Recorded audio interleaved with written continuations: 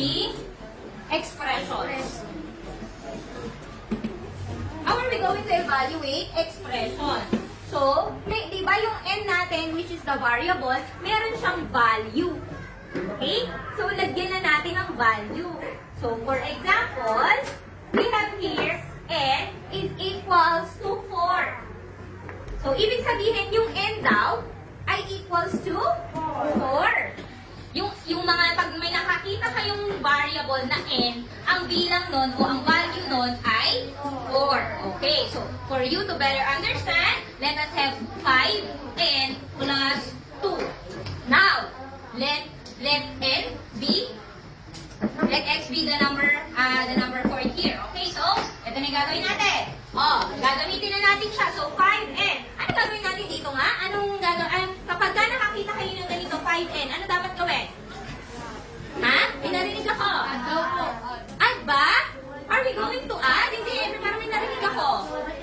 Correct. You need to multiply. 5 times 4 plus 2. Oh, as easy as that. Now, let us answer.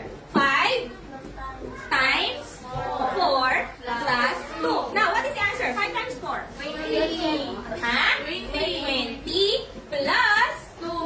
So, our final answer is 22. Ma'am, Dali? Ang dali, di ba? Sabi ko sa inyo, madali lang eh. Okay, now, we have here 2x plus 4y minus 5. O yan, may narinig ako. Sabi nila, hala. Okay, hala. Ay, hindi na pala madali.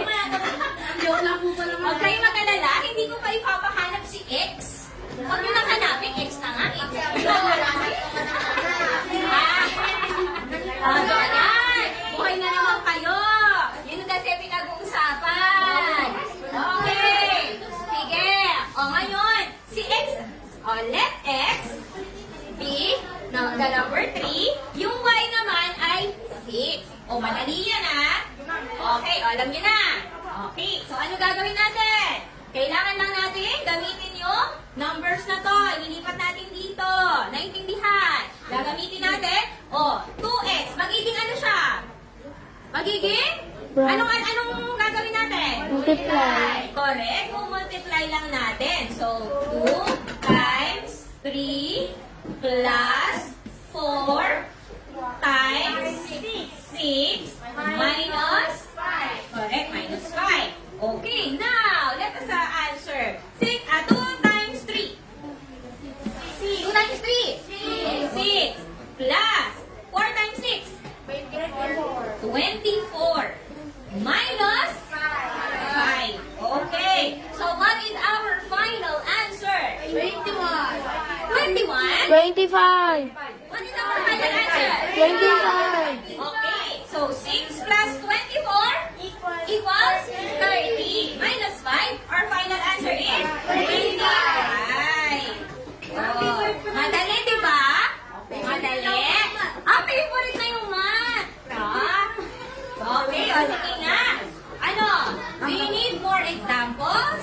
Or kaya nyo nang magsagot? Kaya na po. Sigurado? Joke lang po. Mag-activity na tayo.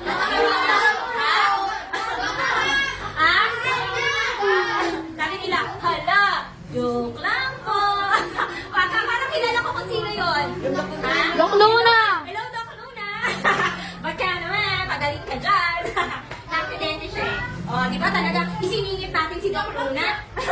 Okay. More examples daw? Kaya niyo na?